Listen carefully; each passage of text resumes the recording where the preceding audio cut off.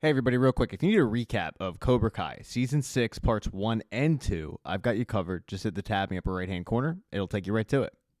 Now, Part 3 picks up 1 month after the events of the Saikai Taikai. Everybody's just kind of trying to get by with their life. Overseas, they have to bury... Hey everybody, real quick, if you need a recap of Cobra Kai Season 6, Parts 1 and 2, I've got you covered. Just hit the tab in the upper right-hand corner. It'll take you right to it. Now, Part 3 picks up 1 month after the events of the Saikai Taikai. Everybody's just kind of trying to get by with their life. Overseas, they have to bury Kwan's body. Both Kim and Kreese blame each other for what happened, but the big concern is the fact that Kim knows they're going to have to face the wrath of her grandfather eventually, and they do. Shortly after the funeral, though, they get word that the Saikai Taikai can return if all the teams agree. And this is all thanks to Terry Silver. He searched out the head of the Saikai Taikai, and he made some really compelling points on bringing it back. One of them being, do you really want the Saikai Taikai to die on your watch? Come on, if everybody agrees to come back, why don't we do it? Gunther, the head of the Saikai Tai, agreed that he would reach out to the teams that are still in the tournament. Those being Miyagi-Do, Cobra Kai, and obviously the Iron Dragons are already back. So Kim brings it up with Kreese, and normally Kreese would be all about getting back in the competition, but after what happened with Kwan, he's not so sure. As the two are discussing this, Kim's grandfather walks in and says, "Oh, we're going to the tournament. We're going to avenge the death of our fallen student. But in order to win the tournament, it's going to require a special lesson." And Kim knows that his special lesson is bad news and dangerous. It's a very, very dangerous technique that both Kreese and Kim do not feel like they should be teaching the students because it could really, really injure them. But Kim's grandfather makes them. That night after the lesson, Kim's hand is pretty banged up from displaying this technique on a wooden dummy. Her grandfather gives her a liquid that she can put her hand into to get it back to 100%, but he also tells her we need to focus on our future now. Before he can get into that, though, Kreese walks in and tells Kim's grandfather, right in front of Kim, that they shouldn't be teaching the lesson, and that he's decided that they're not returning to the Saikai Taikai. Even though it wasn't his decision to make, he made it anyway. And he went so far as to send their best student remaining, Yoon, away, so he can't participate. Because of this, Master Kim demands his dagger back. Kreese willingly hands it over. But once he leaves, he turns to his granddaughter and says, "You know what? You're not me, but if you want to replace me, if you want to save this dojo, then you're going to have to prove yourself to me. You're going to have to do something very difficult." And then he hands that dagger to Kim, with the indication that that something difficult is going to be to kill John Kreese before he leaves. She can't do it, though. She visits Kreese in his tent, and he's been doing a lot of self-reflection. He's realized that clarity has come to him far too late. He made a lot of mistakes with Kwan, and he made a lot of mistakes with Johnny. Kim looks at him and says, "Well, you helped Yoon. You got him out of here." But Kreese says it was too little. He starts telling her how he's finally realized that his way isn't the right way. And while time has run out for him to be a good sensei or a good person, he knows that time hasn't run out for her.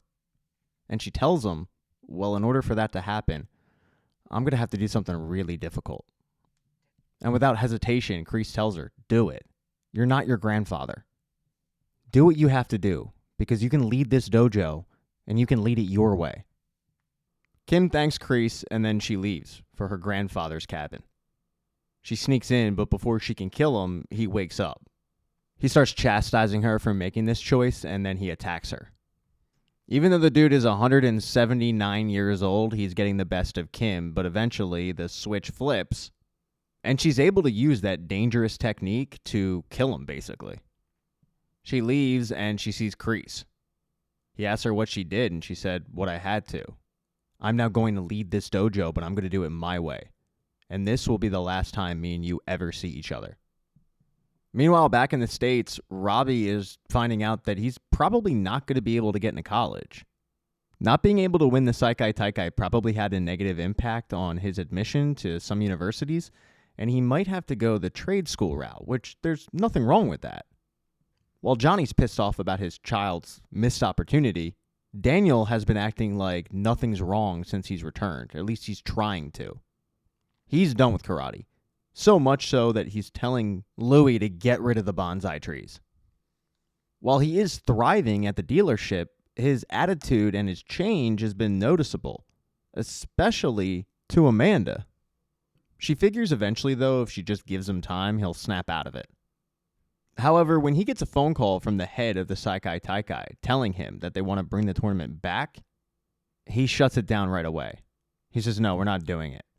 But Johnny wants to. While Daniel doesn't think it's worth it, Johnny, who just sat in a guidance counselor's office and heard her tell his son that he's not going to be able to get into college, definitely thinks that getting back into the Saikai Taikai is worth it.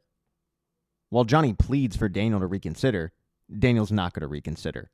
He's not putting Miyagi-Do back in the Saikai Taikai. That's really frustrating for Johnny. He heads home that night and he starts building the crib for he and Carmen's baby. And he's just venting to Carmen about the whole situation. He doesn't want to see his son's karate career end like this. And he also feels like the kids should have a vote in whether or not they actually want to continue. One of the other frustrating parts for Johnny is the fact that he's not exactly living his dream. He didn't think he'd be a car salesman for the rest of his life. But Carmen reminds him that, yeah, most people don't get to live their dream, but they also have a lot. And there's a lot more on the way, i.e. their baby. The next day, when Johnny arrives at the dealership, he finds out that he has to escort a test drive. When he gets in the car, though, it's an old friend. It's Terry Silver. Silver starts driving the car pretty erratically while telling Johnny that he knows Johnny also wants to get back in the Saikai Taikai. And just like with the head of the Saikai Taikai, Silver is able to weasel his way in a little bit. He sees a weakness in Johnny and he exploits it. And at the end of the drive, he gives Johnny his card and says, how about we continue talking? Because he knows that Johnny's going to be on his side. While those two were out on the test drive, Amanda had to do something about Daniel's erratic behavior. Enough's enough. It's been a month. He's still acting this way, and she needs him to get rid of his unresolved trauma or tension or whatever. She tells him that she realizes he's been going through a lot with the whole Mr. Miyagi stuff and then the tournament and what happened there. And she also knows it's going to go from bad to worse when Sam tells him that she doesn't want to go to UCLA. While Daniel and Amanda would love for Sam to stay local, Sam has dreams of studying abroad. Amanda apologizes for ripping the Band-Aid off, but tells him we need to support each other moving forward. It's a lot for Daniel to think about. When he heads home that night, he starts to decompress with his bonsai trees. He gets a knock at the door, and it's Johnny. But it's Johnny with Terry Silver.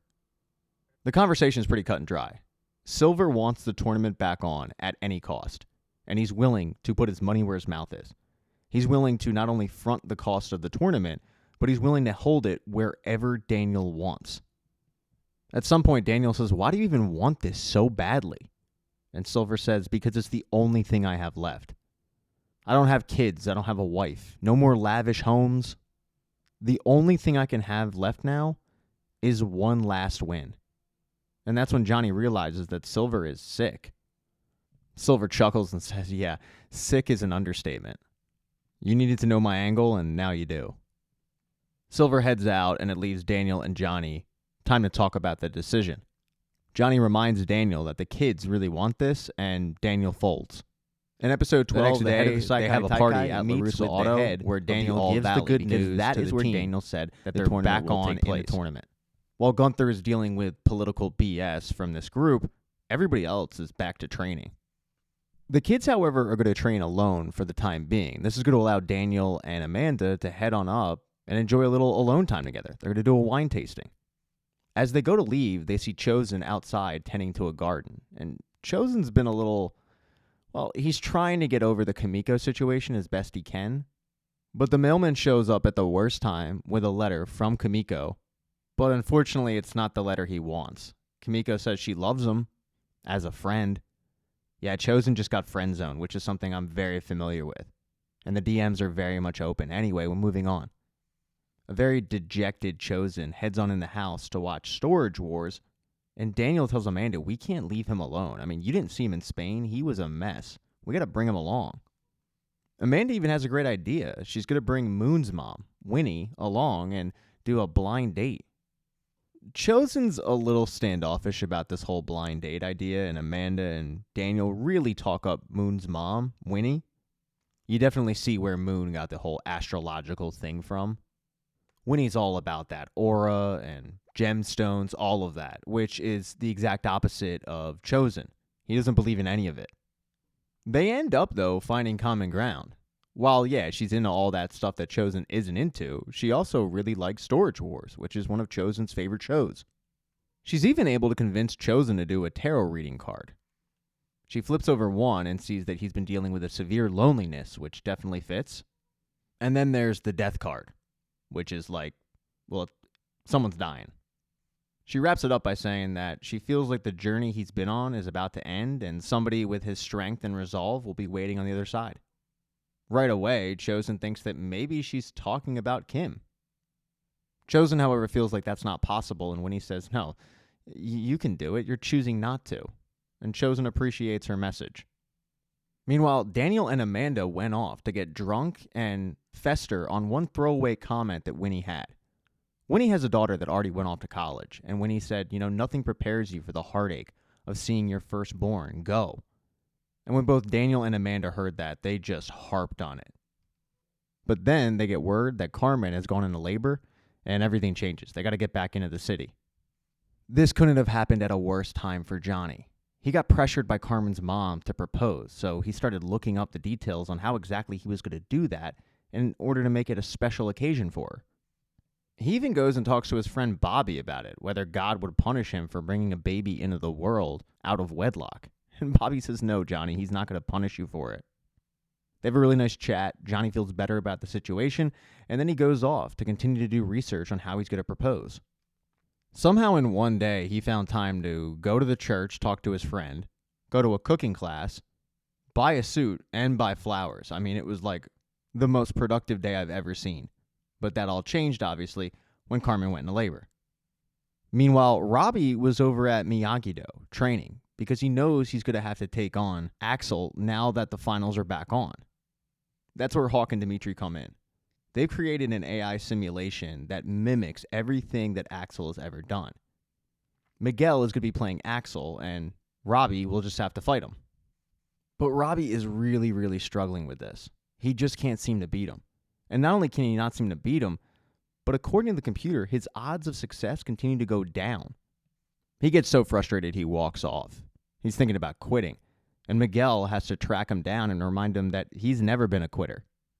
He gives him a really, really intense hype-up speech, and they head back out to train. Meanwhile, Sam went to go track down Tori, who has no interest in returning to the Saikai Taikai. She's done. And while Sam wants her to return to the tournament because she wants to beat the best, she realizes that if Tori is not going to compete, Tori would make an amazing training partner. It takes a lot of work, and Sam also kind of gives Tori a hype-up speech, but it's more about, you're not going to lose your friends because you put on a Cobra Kai gi. Trust me, we have your back. Tori hasn't officially agreed to enter the tournament again, but now she's leaning towards it at the very least. Back at the hospital, though, Johnny arrives with his suit, and he realizes that it's now or never. He's got to propose to Carmen. He does so with band behind him. Friends and family are behind him, and of course Carmen says yes. Bobby walks in, he marries them, and they are officially married before the baby shows up. A few hours later, everybody is brought back into the room to meet Johnny and Carmen's baby, Laura, who is named after Johnny's mother. In episode 13, with the tournament back on, everybody gets around in Johnny and Carmen's place, and they watch a sort of pre-game show for the Saikai Taikai. There's previews of the fights, there's interviews with Johnny, more so an interview with Daniel, and there's also an interview with Terry Silver. One of the people that's also watching this interview as she trains is Tori. She's doing so alone, though, in her apartment, and she gets a knock at the door, and it's John Kreese. It really does seem like the death of Quan has had an effect on John, because he's shown up to apologize to Tori for letting her down, for using her back in Barcelona. He tells her the only reason he agreed to go back in the tournament was so that she could be champion. But he's not going to be in her corner. He's got one last thing to do, and then he rides off into the sunset. The next day is the kickoff to the Saikai Taikai. As Johnny is grabbing some things from the car, Kreese shows up. It's as if he's going through the 12 steps and he's reached the make amends part because he's come to Johnny to basically do the same thing he did with Tori and apologize for failing him. He tells Johnny that he really is sorry for ruining Cobra Kai for him. He was really proud of Johnny for bringing it back. After having some time to reflect, he's realized that he's made a lot of mistakes, and the biggest was probably Johnny. If he didn't push him so hard and if he wasn't an ass, Johnny could have been in the Saikai Taikai. And he feels really bad about it. But Johnny's kind of heard this before. He thinks it's a trap. He's not going to buy into Kreese's BS. He just tells him, I'm going to go watch my son in the tournament. While the head of the Saikai Taikai is introducing the teams, Terry Silver is getting ready to go out and see his team perform. But he's having difficulty. His sickness is back and in a big way. He's quickly dying. And before he goes, he wants revenge. He wants revenge on Johnny, revenge on Daniel, revenge on Kreese. And in order to get that revenge, the Iron Dragons are going to have to win the tournament, which they should honestly be able to do. They're pretty high up on points. Another thing in their favor is the fact that Cobra Kai only has one participant. Now, the male situation, that is set. It's going to be Robbie versus Axel. The girls' side, however, that's going to be different. After Kreese's little pep talk, Tori decided, you know what, I will fight in the tournament. And she's going to face Sam. The winner of that will go on to face Zara. That day's tournament is going to kick off with the boys, Axel versus Robbie. With no male representative for Cobra Kai, this really is the championship for the boys division. Both fighters get pep talks before they go out on the mat.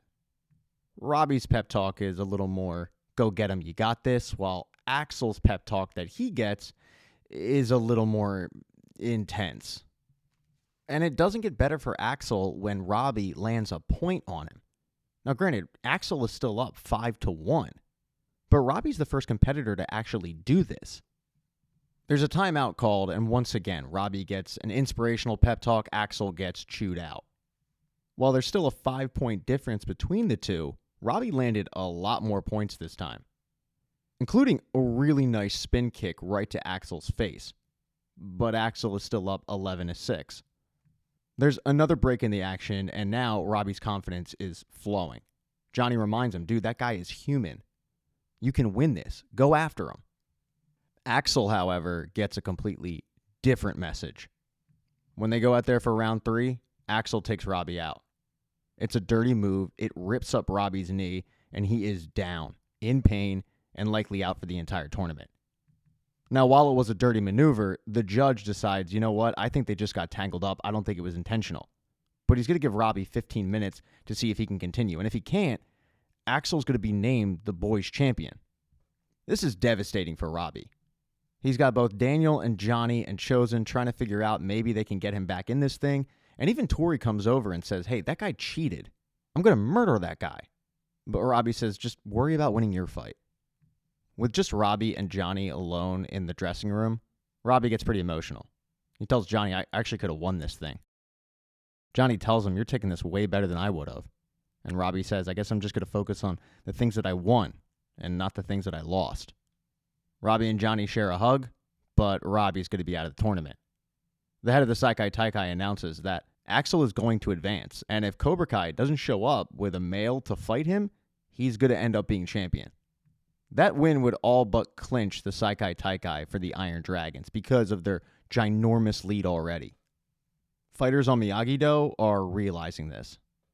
They're coming to the realization that the tournament is basically out of hand for them. Even if they scored points until the end of it, they wouldn't be enough to catch up. Even that night when Sam is training, she tells Daniel, even if I win tomorrow, it's not going to matter. And isn't that the whole point of this thing? I mean, if I'm not fighting for Miyagi-Do, then what am I fighting for? Before, it seemed like the answer was clear, but now she has to fight Tori, and Tori's got way more riding on this than she does. It just seems like Sam's head is out of the game. Daniel sits down next to her and admits, I'm sorry, but I don't have the answers. I thought that I would get closure from this tournament finishing, but I haven't yet.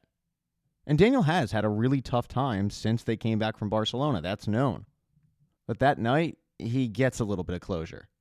With everybody sleeping, he's outside in the garden, thinking back on his time with Mr. Miyagi. When all of a sudden, the ghosts of his past show up. I'm talking guys in skeleton suits that are going after him. He's having to defend himself. But then the ghost of Mr. Miyagi shows up, and both Daniel and Mr. Miyagi fight them off. He gets really emotional and he yells at Mr. Miyagi, "Why didn't you tell me that you fought in the Saikai Taikai? Why didn't you tell me that you killed somebody? Why did you leave me with no answers? I've been fighting this whole time, trying to figure out what you would do. But it's not enough. We can't win."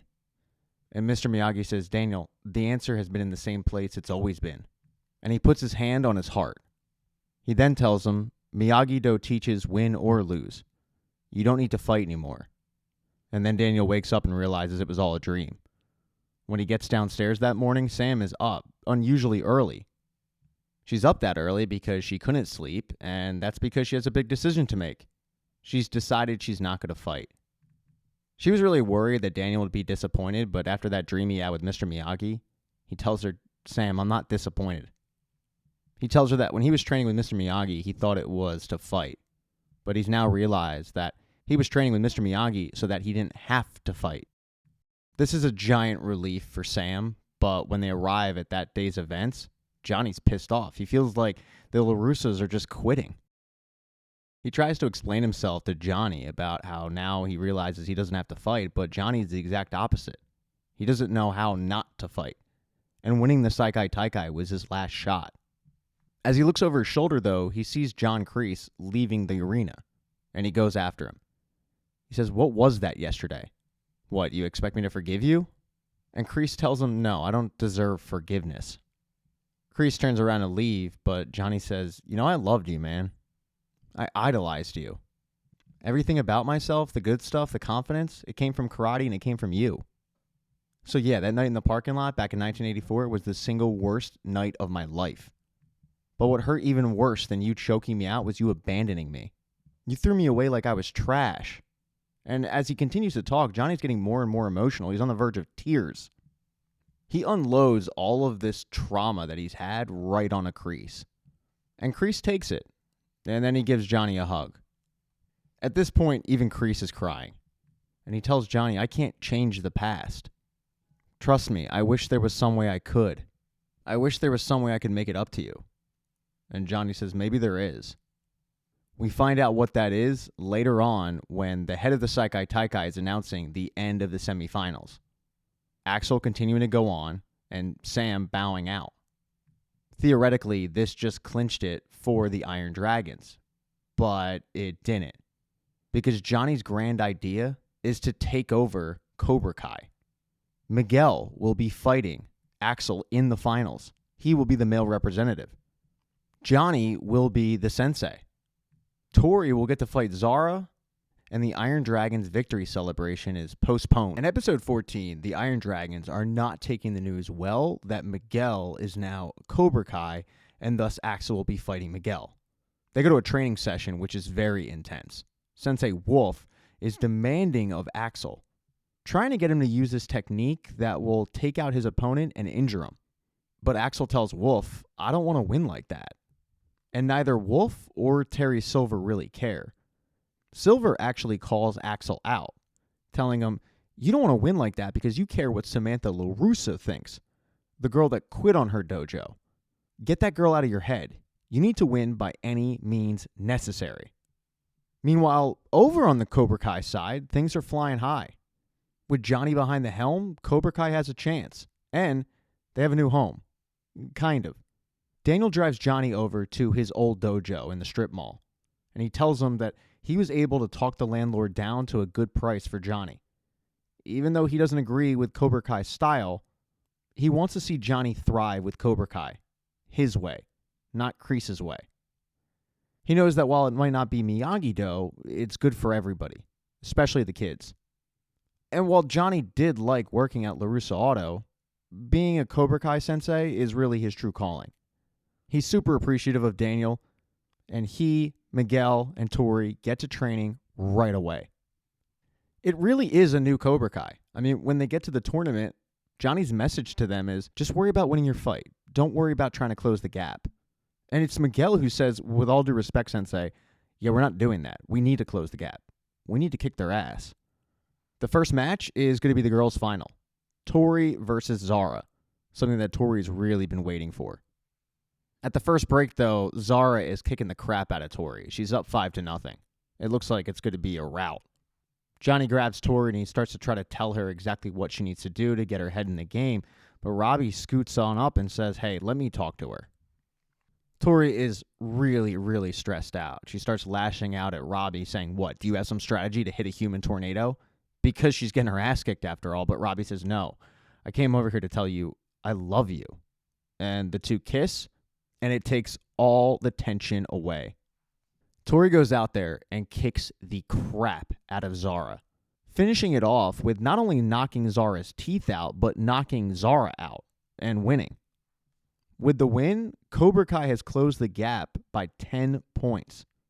They can still win this thing. Afterwards, Terry Silver finds Daniel and he congratulates him, but then he starts to get under his skin, saying, that wasn't really your victory. That was Johnny's victory and Cobra Kai's victory. Let's not forget, one of your captains got carried off the mat. The other didn't even show up. And that's how Miyagi-Do is going to be remembered. Hypothetically speaking, even if Miguel does pull it off, that's going to be Cobra Kai, not you.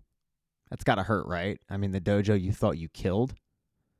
And a mature Daniel LaRusso says, actually, no, it doesn't hurt. Haven't you heard? Cobra Kai never dies. The next fight is going to be Miguel against Axel. Miguel, however, is a tad bit distracted. He saw Sam's jacket and he went to go pick it up, and a letter popped out from Okinawa. It was an acceptance letter. She's planning on studying abroad, and she didn't tell Miguel. While it is a shock, he does tell her, I'm happy for you. It sounds super cool, and yeah, it's a distance, but I think we can make it work. He then has to get ready for his competition against Axel. After round 1, Miguel is up 5-0. The message from Wolf and Terry Silver is clear. Use the technique. Take him out. Injure him. But he doesn't want to win like that. And after round 2, he's up 15-5. Miguel is distraught. He really thought he had Axel, and he's really upset. And he goes over to Johnny, and Johnny gives him an awesome pep talk. He tells him, dude, don't worry about the points. Just go out there and give him the best 2 minutes of karate you have in you. And that's exactly what Miguel does.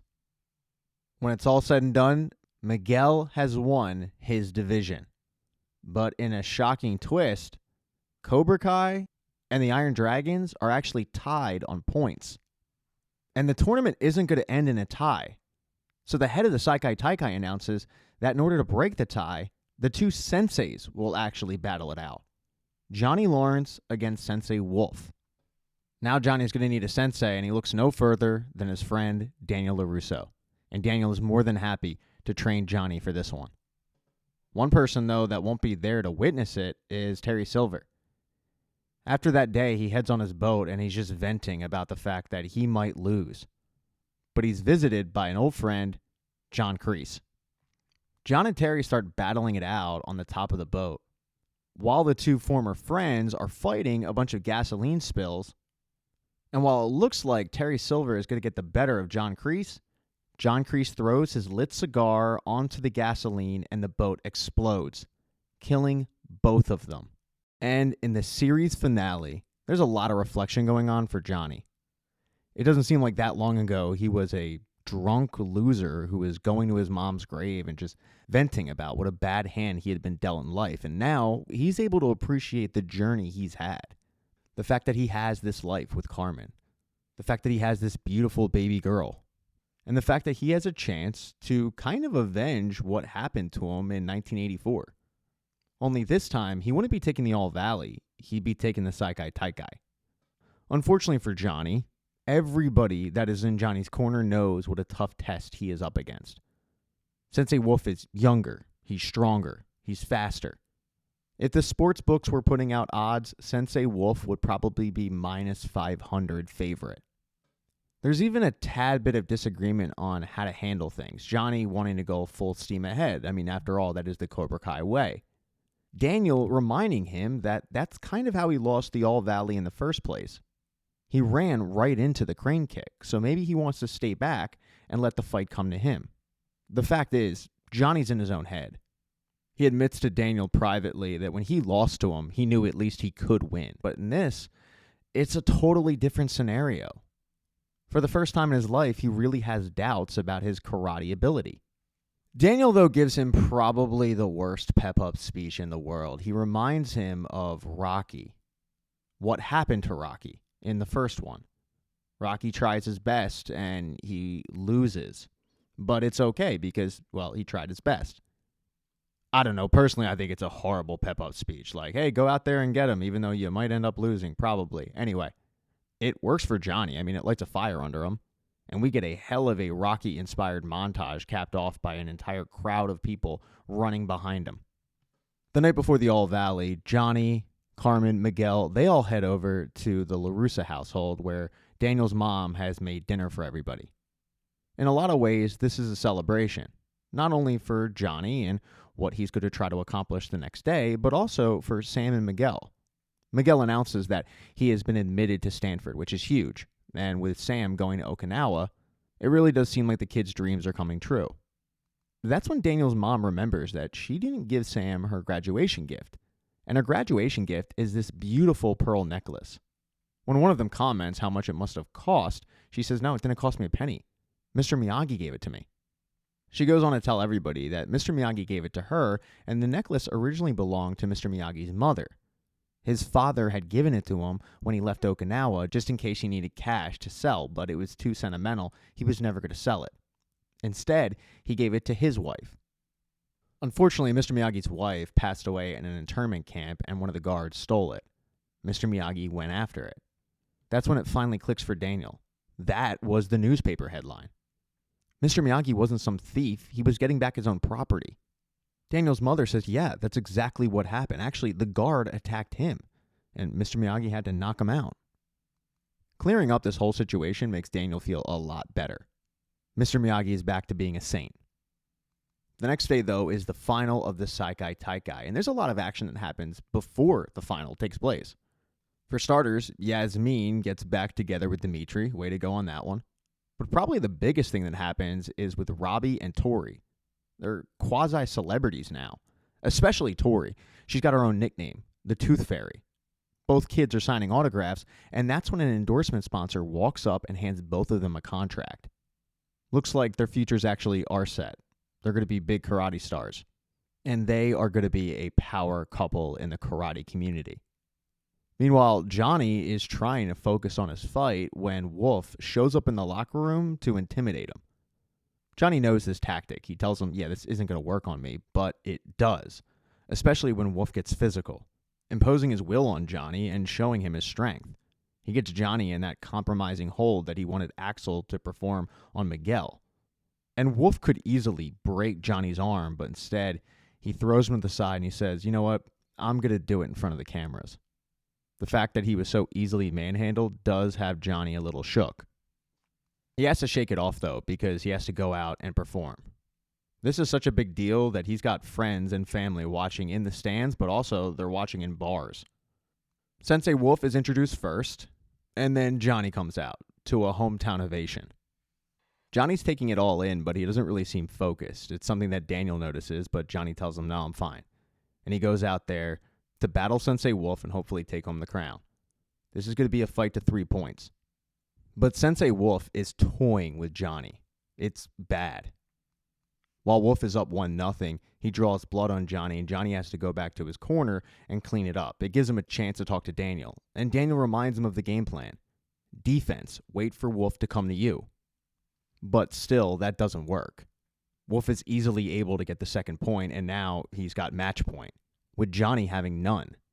It's actually Chosen who gets in the ear of Daniel and says, dude, you got to switch something up, man. Your tactic is not working. And when he looks out on the mat, he can see that, yeah, Johnny is not himself. So he does what any good coach would do. He calls timeout, and he tries to remind him of who he is. He scraps his entire game plan, and he yells at Johnny, reminding him who he's fighting for. He's fighting for Cobra Kai, the Never Say Die dojo. He's fighting for the people in the stands. He's fighting for his new daughter. Daniel yells at Johnny, go out there and kick this dude's ass. And that's exactly what Johnny Lawrence does. He gets 2 points really quickly to tie it up. But the third point, he looks back, he sees Daniel, and he remembers the original message about waiting for the fight to come to him, and it pays off. Wolf charges at him. Johnny takes a step back, he trips him, eventually pulling off a spinning back fist and winning the tournament for Cobra Kai.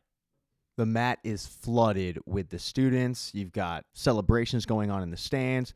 Carmen rushes out to congratulate her husband on winning, being a champion. And Amanda runs out to congratulate her husband, reminding him, this is your calling. Yeah, you're great at selling cars, but you are an incredible sensei, and you're always going to be an incredible sensei. More than 40 years after his original defeat at the All Valley, Johnny Lawrence is propped up on folks' shoulders, and he's able to celebrate the biggest win of his career. Cobra Kai are Saikai Taikai champions. The trickle-down effect for Johnny is big. With the win, his new Cobra Kai dojo is sold out. He's able to move Carmen and Laura out of that apartment to their own house. They aren't the only ones moving. Eli and Dimitri are also moving in together. Dimitri has decided, you know what, MIT is not for me. I'm sticking with my buddy. And they're off to college and hopefully off to cure cancer. Chosen also moved. He decided that he was going to listen to Winnie's message, and he moved to the new Kim Dojo to be with a girl who actually wants him. And then finally, you've got Sam, who had a very emotional goodbye at the airport as she headed to Okinawa. She said goodbye to Miguel. That was tough. And then she said goodbye to her dad, and that was tough. But it turns out she's not going to Okinawa alone. When she headed to the terminal, she turned around, and there was Miguel, surprising her.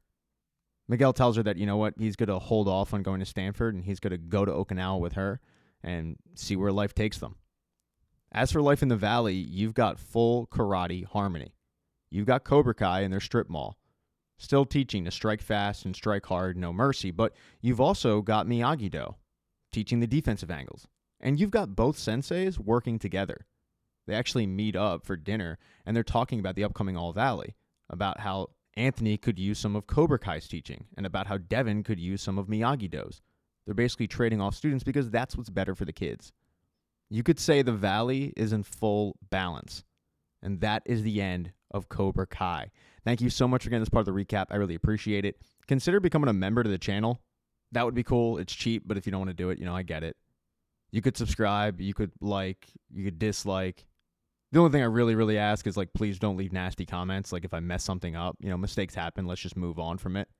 That's what the thumbs down button's for. I do have merch. I have t-shirts and mugs and hats. You could buy one of those and help me stay above the poverty line. Normally, this is the part where I say, hey, I'll be back for next season, but there is no next season.